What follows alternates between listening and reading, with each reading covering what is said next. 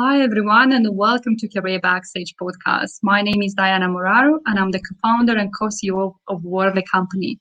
So today we'll discuss about how to determine which way to direct your career path after graduation. We invited Lisa Brennan to share her insights and expertise on this topic. So welcome, Lisa, and thank you so much for accepting our invitation.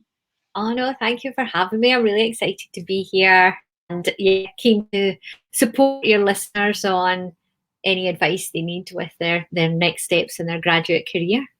Yeah, perfect. And before actually we jump into the discussion, I will present or provide an overview who is Lisa. So she's a graduate development expert with over 15 years of international experience designing, developing, and delivering graduate development programs and full coaching plans. So Lisa now is providing support to business, university career services, and students and graduates directly. So you're doing really amazing stuff, Lisa. So before we obviously we're going to start to talk about our topic, I will invite you, if you have any questions, please leave your questions in the comment box. So we're going to get back straight away because we love the dialogue. We love to interact with you. So please feel free to, to put any comments into comment box. So yeah, I obviously presented a little bit about you, Lisa, but who is Lisa Brennan and what people don't really know about you? So I think probably what people don't know about me is this is probably like my third career probably in my life. Wow.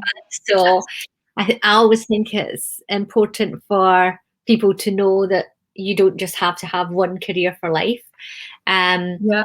Yeah, I had a career working in McDonald's restaurants. I went through their management program and graduated from the University of Hamburg Geology, and that is a real thing. But but obviously they put a lot of investment into their development and training as a business, and I feel quite fortunate that that was the foundation for me. And then I went on to work in a number of different corporates and companies in the talent management side of HR. And so really focused a lot of that on the graduate development side of things. And then now I am my own business owner. I set up my own coaching and consultancy company, and it means I can really focus on the things that I enjoy doing as part of my career. All the parts that I suppose picked up along the way, I can now put them all into my own business, and I'm really enjoying that and really enjoying life. I spend a lot of time at home just now because of COVID, and my partner in crime at work is actually my dog, Loki, and Diana knows all about Loki. But I think for me, most people don't know that I actually used to have a real fear, in fact, probably quite an extreme phobia of dogs. And so now to be a dog owner, I think for me shows how much I've been able to stretch myself over time and really work on that fear, because it did impact my life a lot on the things that I would and wouldn't do. And now, yes, I am here. I am cured of my fear, and I own an amazing dog, and love him to bits. Yeah, I mean, I love Loki. It's a really cute dog. And I know about you that you're really passionate and love, to help students, to find out the right career path for them, which is really difficult because we've been through that. And as you said, you had three times you changed career in your life, and I think I changed like also 3 times career in my life, and I'm not quite sure if this is going to be the last one.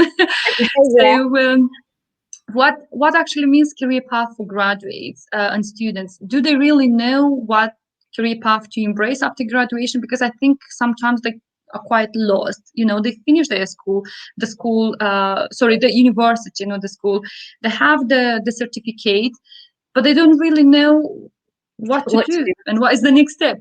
Yeah, completely. And I think actually it's quite refreshing to bring this up, because a lot of students and graduates think they're the only person that feels that way. Yeah. But the reality of it is actually that's the way most students and graduates feel, because you study for a qualification that is so varied.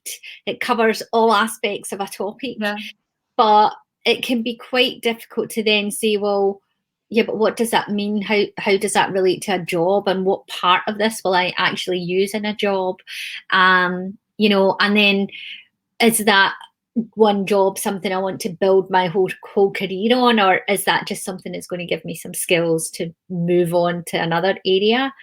So I think it's really difficult for students to think this is the career path I want to take. And so I would say think about it as this is the first step that you want to take, and look for a job that is focused on the kind of the parts you've enjoyed doing as part of your studies, because that will help.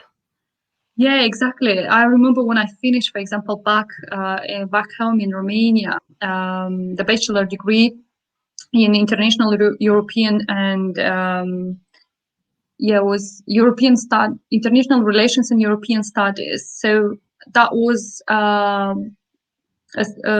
certification, a bachelor degree in politics. And I said, like, oh my God, in that time I was loving politics. So I went back and I used to work for the government for 2 years. And after that, I realized, like, okay, this is not the career path that I really want to embrace. And I don't really see myself for all my life. In that time, I just realized, and I said, like, I don't see myself in the, for a long term working for government. Yeah. So just in that time, I realized that, okay, this is not my career, because when we're talking about career, something that we really love for long term, even maybe for all our life. And I just realized that my values changed in that time, perhaps. So are the students obviously aligned with the career aspirations and also with the right job that they get, or not really aligned with their career aspirations? I think that is quite an individual thing. I would say a lot of students probably chose a subject that to study that perhaps they were good at school, or that they were aware of in terms of their parents or friends or wider circle. They might have known that there was job opportunities if they studied in that area, and also they had the qualifications to study for that degree. But that whole period, you go through university for 4 years, and it's 4 very formative years in defining who you are and your personality. And by the time you're 25, like, your personality is fully formed. So those kind of final years, as you leave school and go through university, you're forming your I suppose values, beliefs based on your experience. And as a result of that, as you go through that, your opinions will change. If you, as you just said, Diana, you changed your own values and beliefs in terms of the politics side of things and wanting to have a career in politics. So I would say often students do carry out their degree, but they are probably less passionate about the subject than they were when they first started. And I completely agree. Yeah, and that can be confusing, I think, for a lot of students. Exactly, because, for example, I remember I was asking one person, okay, so you finish your high school, you're going to university, what you would love to study? They said finance. And I said, okay, what about finance? What actually finance means to you? Because, sometimes people confusing.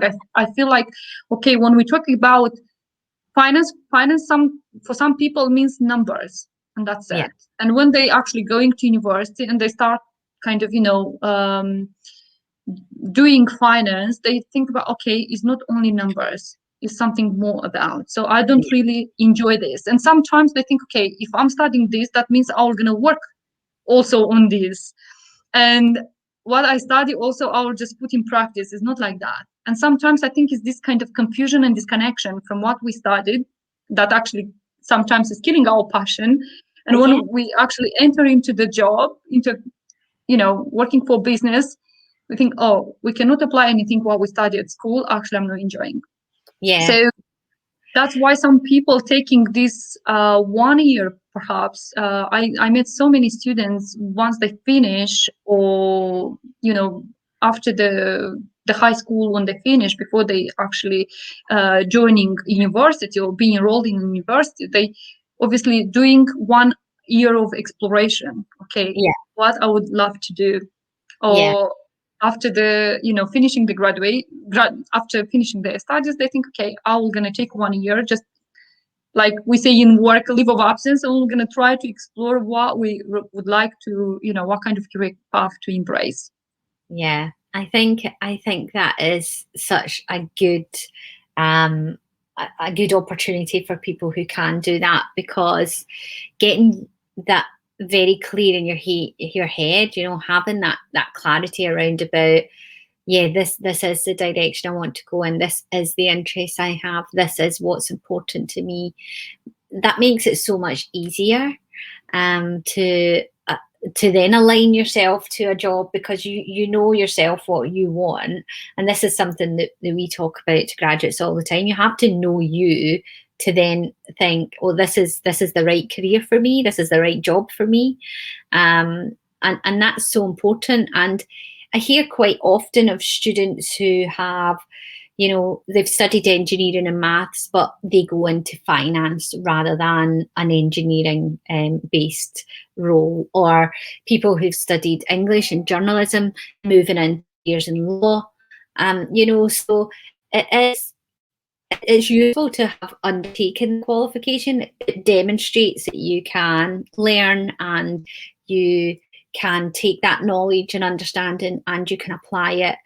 But it's also useful to think about, well, if I'm not so passionate about this subject matter anymore, then how can I take some of what I've learned and transfer it onto another subject area? And there's a lot of companies out there now, especially, looking for people who can be bringing and offering a broader range of skills and adding more value than just, this is the one area that I can focus on.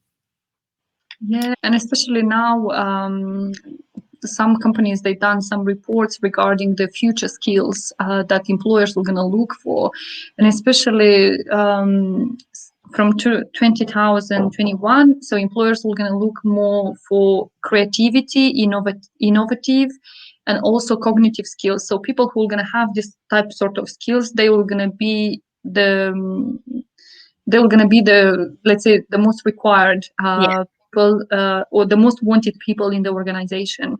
Yeah. So, okay, we could see that obviously students, I would say, encounter a lot of challenges, or at least they're facing with a lot of challenges when they try to, search or get a job in this coronomics time. This is what I said, coronomics time. Yeah. So what challenges, obviously, from your experience, because you actually mentor and coach so many students, and help them to get a job, what are the most common challenges that students and graduates are facing, with a job search in this coronomics time? It's quite It's very, very unique. I mean, obviously, we've had downturns in the economy before, recessions, but actually this global pandemic is hitting every single country in the world, and therefore it has a huge impact on the job market globally, not just within any given country. And so I think it is, I would say it's that in itself isn't the challenge. So you have the impact of coronavirus, you have the impact of, in any country, any kind of political things that are going on. So in the UK, Brexit, in the US, a new president, and similar across the world. There's lots of things happening in the socio-economic aspects of economics that can impact on the market. The main thing I would say is the challenge that students need to get over is actually what's going on in their own head, this mindset that they need to change. What I hear a lot of is, I don't have this, or like, I can't demonstrate this skill, or I don't have this work experience because I can't get a student placement or a vacation scheme because there isn't anything available. So because of that, I won't get a job. And so I think the thing I would encourage students to do most of all is to not really dwell on the fact that the job market has been hit at the moment, and we all know that, and it will recover, and I think in a lot of aspects it will recover quite quickly as the world opens up again. It's not going to be like this forever. But actually you need to make sure in your head that you can say, this is what I do have to offer. This is, I might not have like a year in industry that is specific to the job I'm applying for, but instead I've got all of this other experience that includes committees or volunteering work, and all the skills you learn as a university student. Some people might have had part-time roles or previous work experience before they've studied this qualification. And even in your hobbies and interests, what is it that you have learned? I always talk about people who, perhaps teach themselves how to learn how to play an instrument. And if you're doing that, you're doing a lot of research. You're understanding how to practice, you're developing the skills over time, you're monitoring your own progress and how good you are at playing that musical instrument, and you're honing your craft, and you are committed to that and dedicated. And so over time that's a whole skill set in itself that you would mimic developing any other skill in a working environment. So you can certainly use that as that type of thing as an example going forward. So I would say, although there's so much going on social economical wise, but focus on what do I have, what can I bring to the table, rather than what's not there. Because if you focus on what's not there for you or for companies, then you're never going to see past that. I completely agree, Lisa, with you, and thank you so much for sharing this, because I volunteer for CIPD, Charter Institute of Personal Development, as a mentor, and I used to mentor and coach a lot of students who finished their university, and they really was on the first stage of employment. So that was kind of their first professional job. And I remember when people coming and saying, okay, I do not have the skills, stated in the job description. I do not have the right experience and expertise. So how I can get that job? And exactly as you said, it's more about the mindset. It's more about like encouraging and empowering people. Like, okay, you have at least the right personality. When we think about the right personality, you having the right attitude. For example, you are a really hard worker. You can learn that. So your skills and your experience, you're gonna gain along the way, which is brilliant. But you have such a good personality, and you can make an impact through your personality. Bringing that type of value that the team needed. And it's really great that you pointed this out. And students, they need to change this, and this is the way how they will kind of overcome these challenges. So how, for example, students can determine which career path is right for them after the graduation. We talk about taking 1 year, maybe reflecting, exploring, to see if this is right for them. But also I think about values. This is maybe, it can be a really useful and helpful tool for them to determine what career path to join, what career path to embrace, after the graduation. Have you obviously worked with graduates when finding out what are their values, and if their values actually can align with the job that they really want to get? And I think that is core to it. What are your values? And I would say there's probably 3 things that we would recommend for students to focus on. So one is, what are your driver's interests and passions? Yeah. What is it that you actually think this is what's got me to where I am now, and this is what excites me about what's going to happen next? What is it that's driving you to apply for those jobs? And then think about, within that, well, what are my strengths? What is it that I want to develop further? And that, knowing all of that, and even with some feedback from other people like your friends and parents and other family members, knowing all of that can help you to think, right, okay, this is the target for me. But to narrow it down further, then think about, well, what am I willing to compromise on? Because you might not get your perfect ideal job, so everything that contains as much of the spending the time on your passions and interests as you want. There's parts of all jobs that you think it's not ideal, but it's only a small part, so I can deal with that. So it's, when you think about what you compromise on, I mean, is it, where the job's located? Is it the type of industry sector it's in?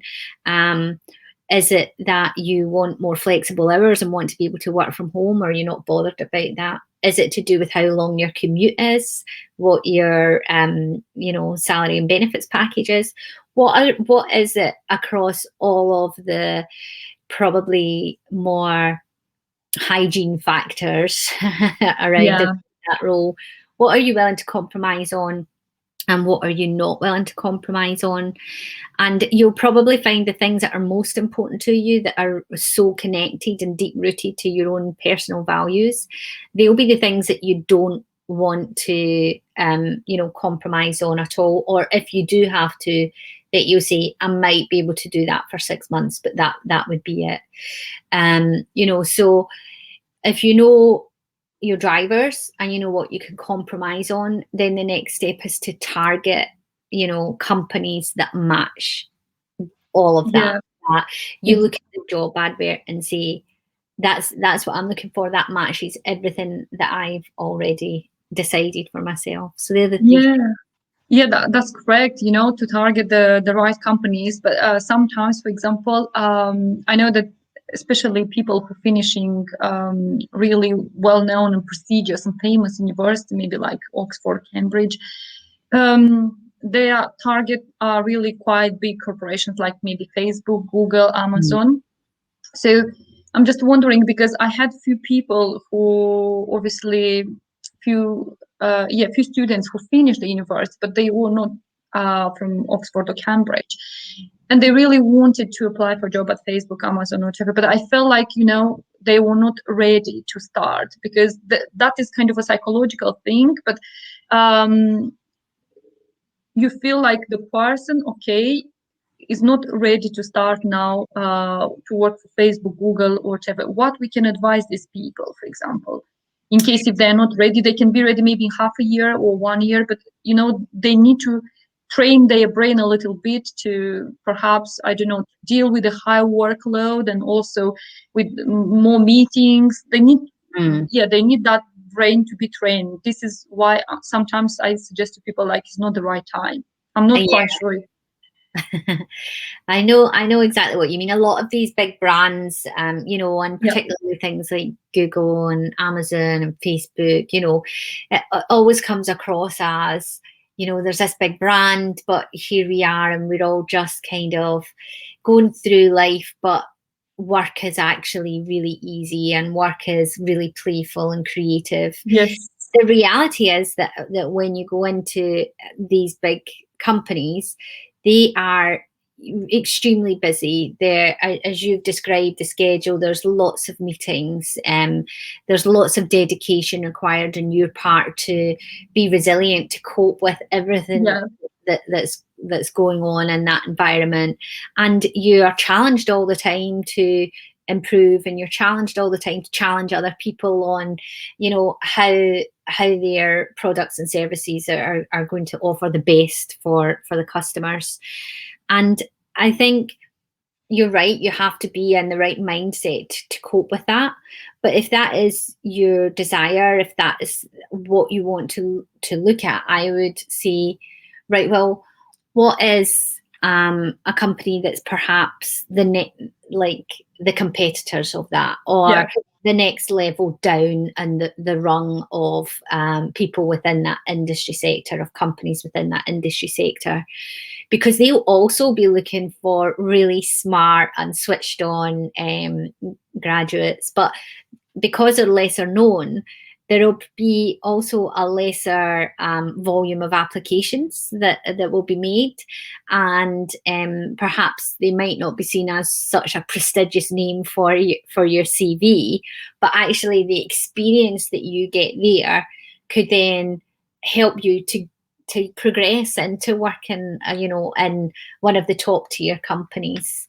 So I think there is a lot to be said for looking into the competitors next tier down, smaller companies, but in the same field that you're interested in. It still will satisfy your passions and interests, that you're in the same field, but it gives you that kind of stepping stone towards the prestigious company, if that's what you aim for.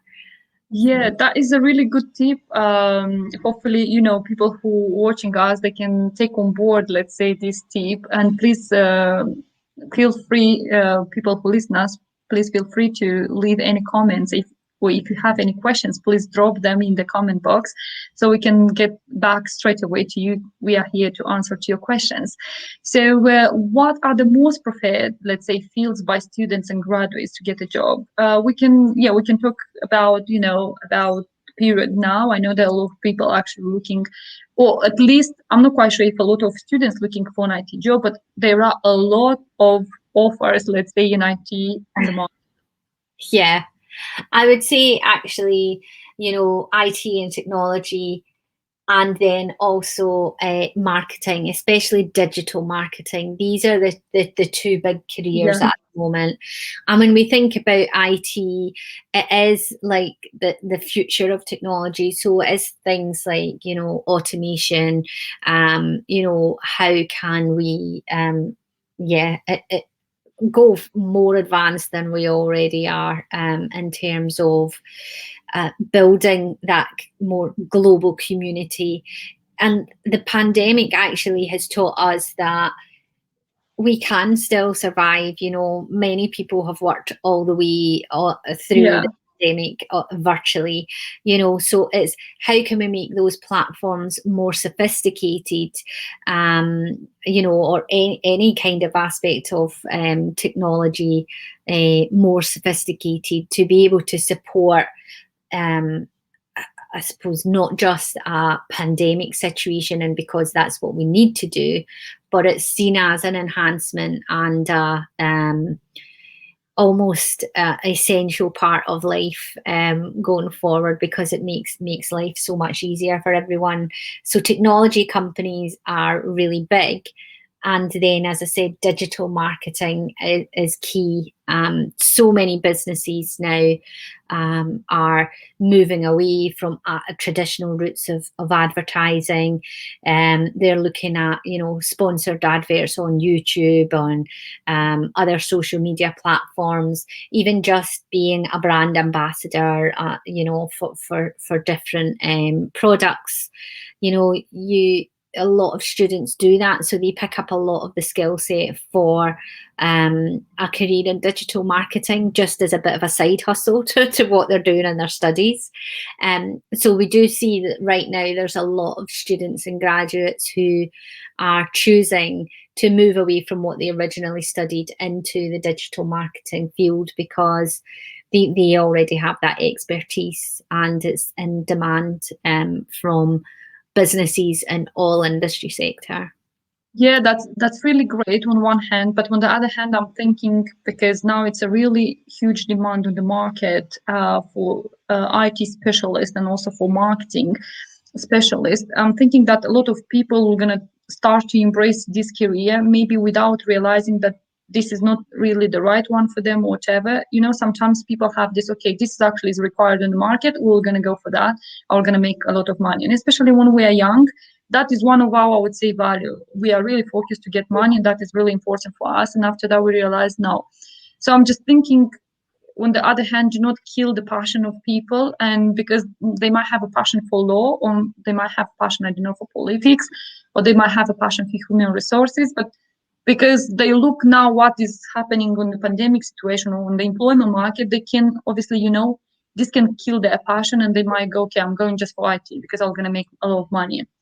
Yeah. It's really, it's something that I think students need to get get a moment and have a peace conversation, let's say, with themselves and think about, because sometimes we actually, this is impacted the job that we choose, and also the career aspiration that we have is impacted by what is happening on the market, or by the economical stuff, political stuff, and everything like that. So yeah, there's so many things, and I think you are right, but again, it comes back to that understanding you and your drivers, and what is important to you and what are you willing to compromise on, because for some people that money is that driver, and so for them they will go where market dictates, and you probably find they will move from career to career based on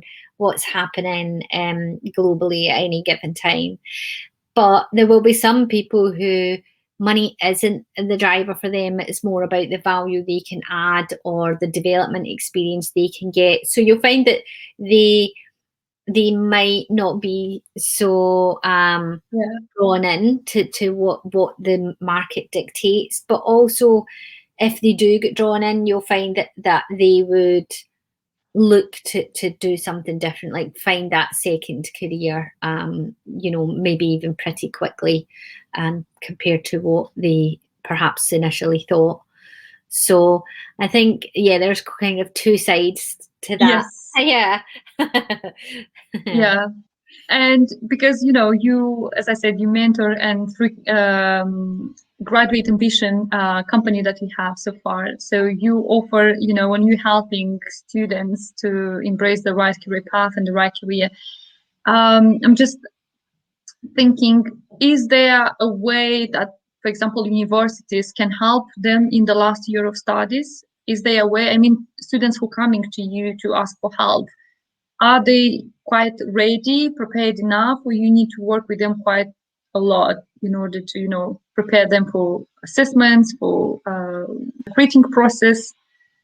Yeah, I would say that the majority of students are not ready, because they're only looking at it from their perspective. They're looking at, this is what I want, this is what I need, and that's great. You need to know that. That's what we've been saying. But you also need to think about what the company wants and needs, and the two things have to match. They have to align, for that job to be right for you and for you to give the most value into that job. So I think that's one aspect of it. I think in terms of how universities can help, I mean, obviously universities already have career services in place.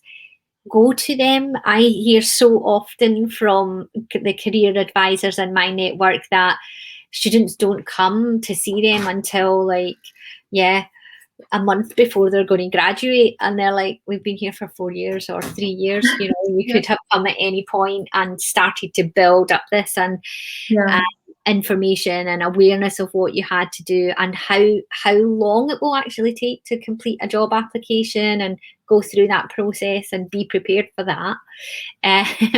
So I think that's one thing that's already there. The university doesn't need to do anything different. The students just need to take advantage of the fact that free service is there for them.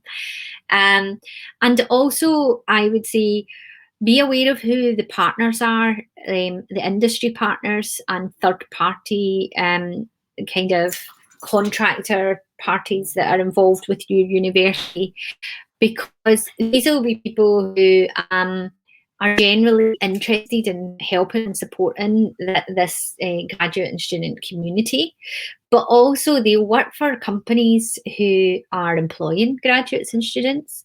and they will have a wide network of other companies and people who are employing graduates and students. So I think it's important that you learn to tap into that. So be aware of who those partners are. You can speak to the careers advisors and ask them, do you have details on those companies, and do you have any contact names there that we can look through and, take advantage of connecting with them on LinkedIn or Twitter or whatever social media that might be, and reach out to them and ask for a coffee, start to build those networks. So your university can help just by having those networks and relationships and you tapping into them. And another source I think that is so overlooked for students is your lecturers. They're there and they have huge networks. They've had often experience either working in industry or partnering with industry on research, whatever way they have built up their community, their understanding and best practice, so that they can deliver their expertise and knowledge to you.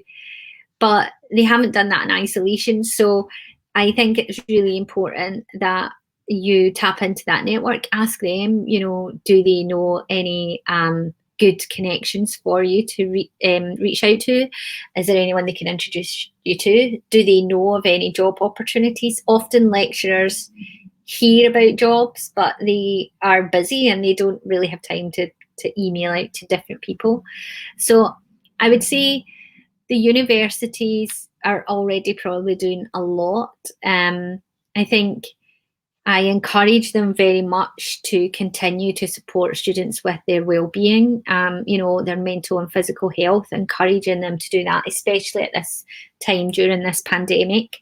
But I think a lot of the services are already there. Perhaps they could advertise them a bit more. I don't know what happens between one university and the next, but there is definitely opportunities there for students to take advantage of that are free to them and available to them through the university.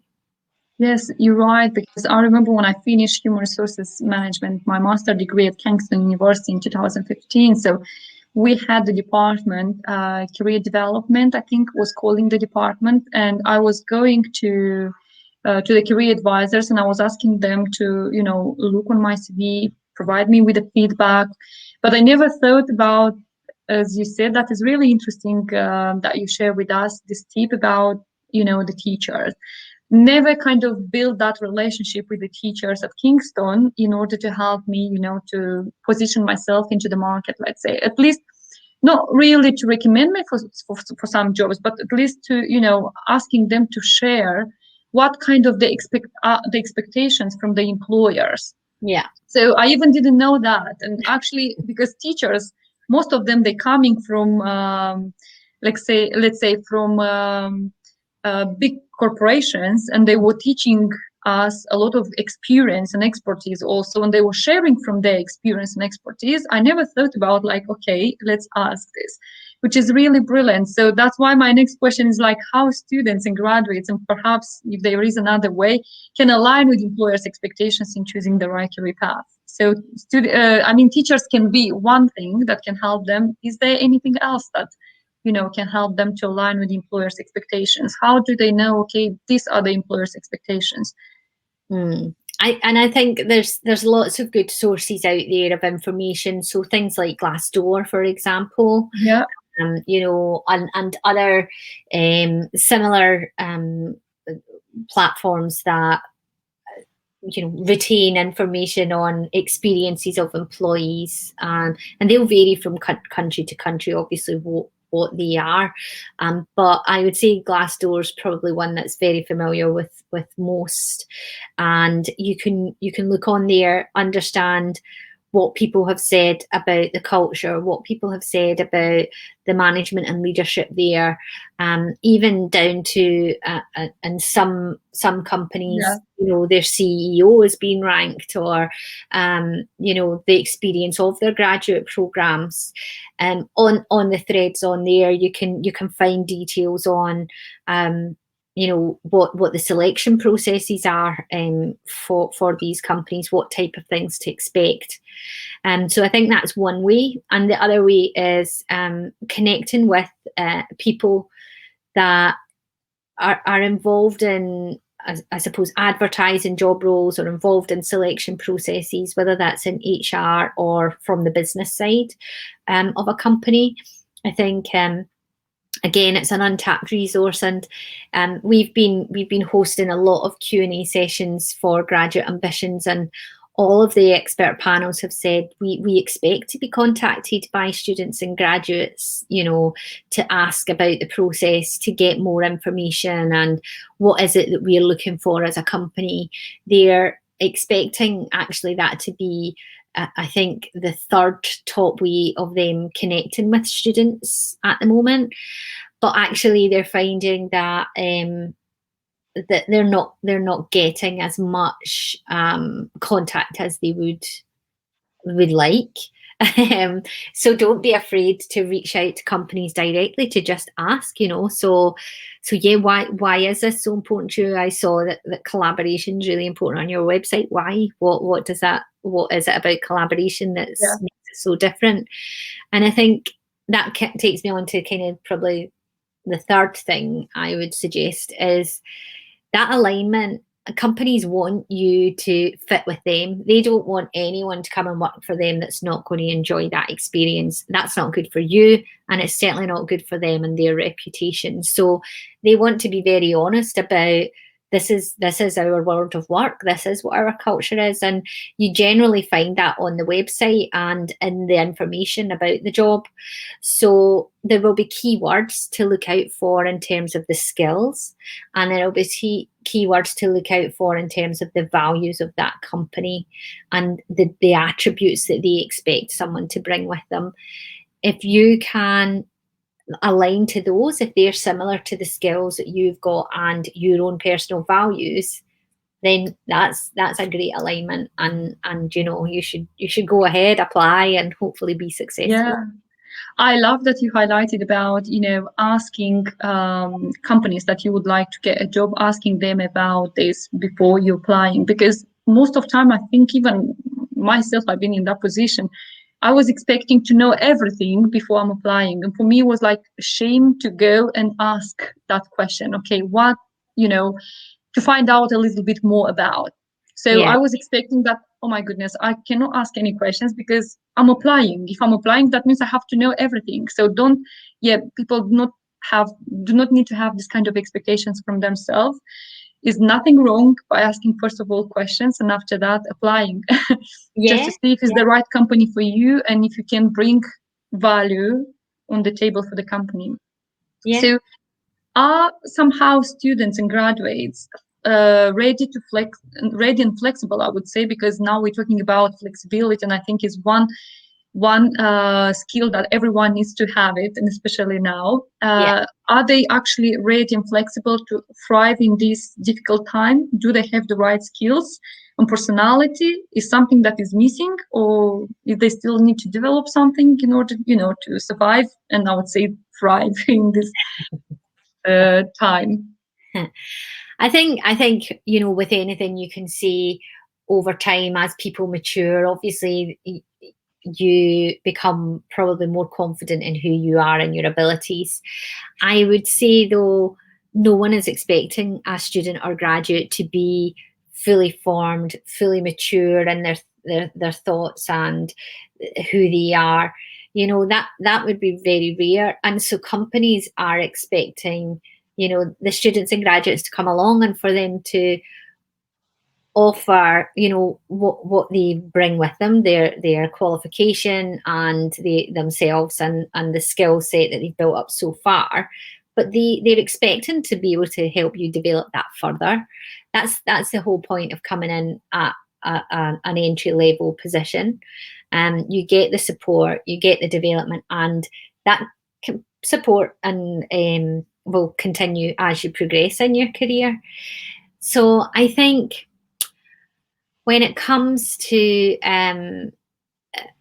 what skills and how ready people are, I would say actually this generation are very, very ready for what companies need. Actually, I would say a lot of it is this generation has been pushing, for the products and services that are becoming so huge out in the markets today, and therefore companies are having to respond to that. So I think actually they will connect quite well.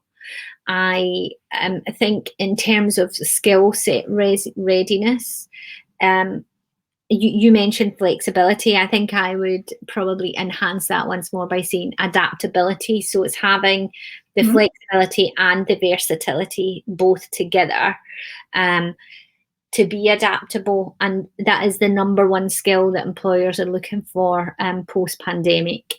So people who can obviously be comfortable with change, or get through change very quickly without getting stuck. So people who are aware of who they are and what they're selling to the company. So when you get there, you can adapt to whatever project, whatever situation is required of you. As I mentioned, companies are becoming kind of flatter, so Yes.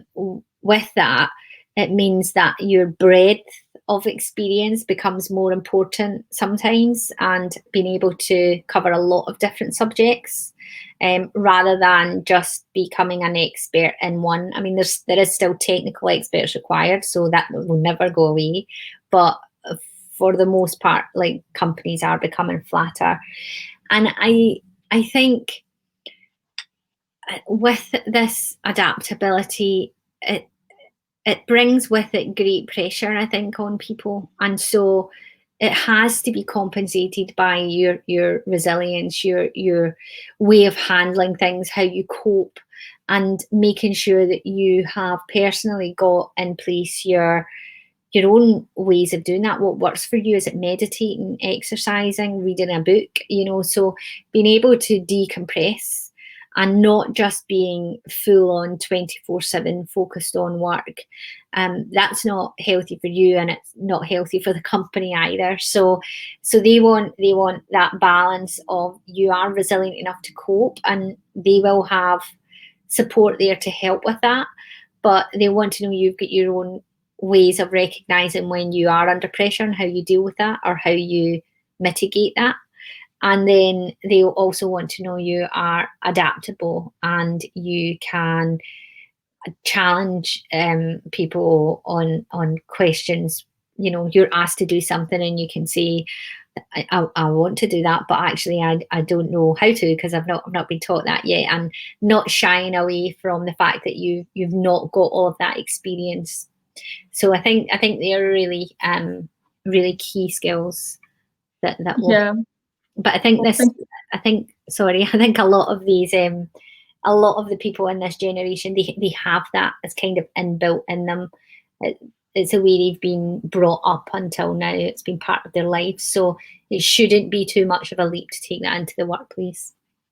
Perfect. Thank you, Lisa. And because our time is due to end, so the last question, it's related to the title, obviously. So how students can determine which career path is right for them after the graduation. So if you can kind of share some tips and tricks, let's say in bullet points, first, second, third, like in a summary quickly, that are going to be really brilliant and helpful for people, just to understand. It's more about everything that we talk in 1 hour. yeah, there is so much more. But I think the 3 tips I would give are, you have to plan your job search and understand how you fit that into everything else you've got going on in your life. It's so important you don't just try and keep it all in your head, because you'll miss deadlines and submission dates, and end up staying up all night working on an application.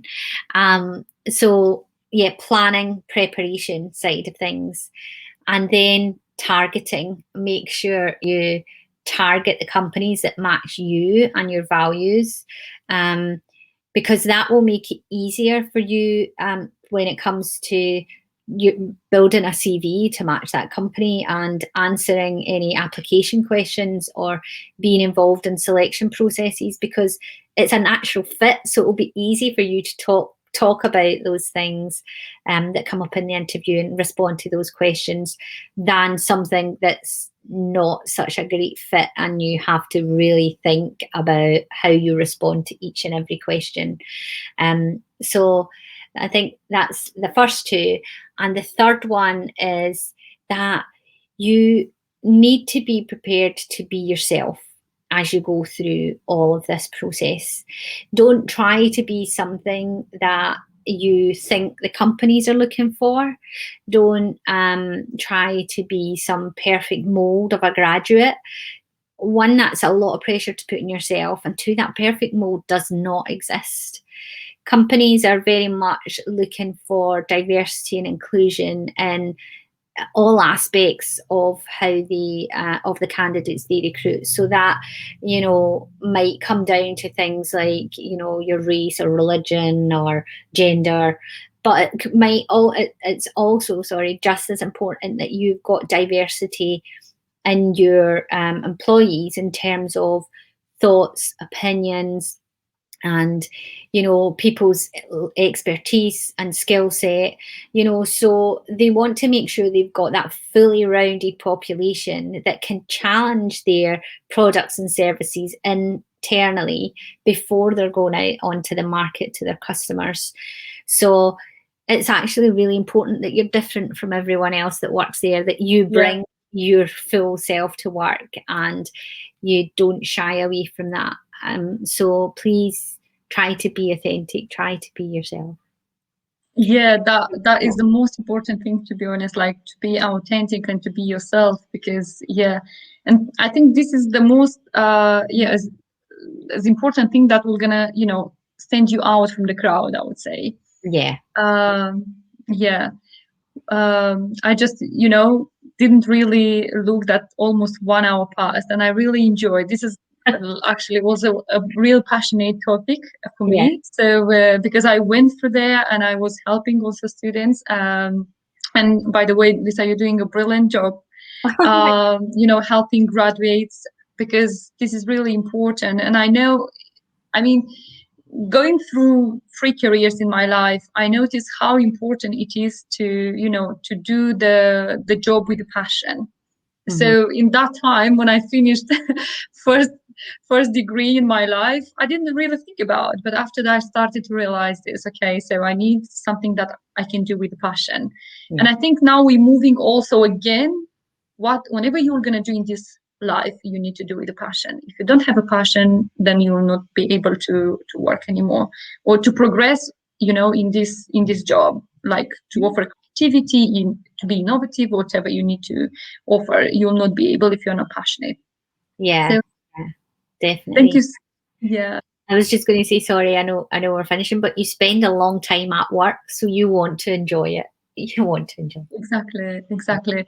And I thank you so much for accepting our invitation. Thank you so much for sharing, for bringing examples. And I'm pretty sure, because I saw that people watch us, I'm pretty sure they could learn, and they can take forward your tips and tricks about this, even they didn't ask any questions. And I will thank you so much. I would like to say thank you so much to people who watch us, and I will see you next Monday on 8th, and we'll be talking about diversity in the workplace with Yvonne Thompson. So at 3 p.m. UK time, 5 p.m. Romanian time. So thank you so much, and I will see you next time. Have a great and lovely week ahead.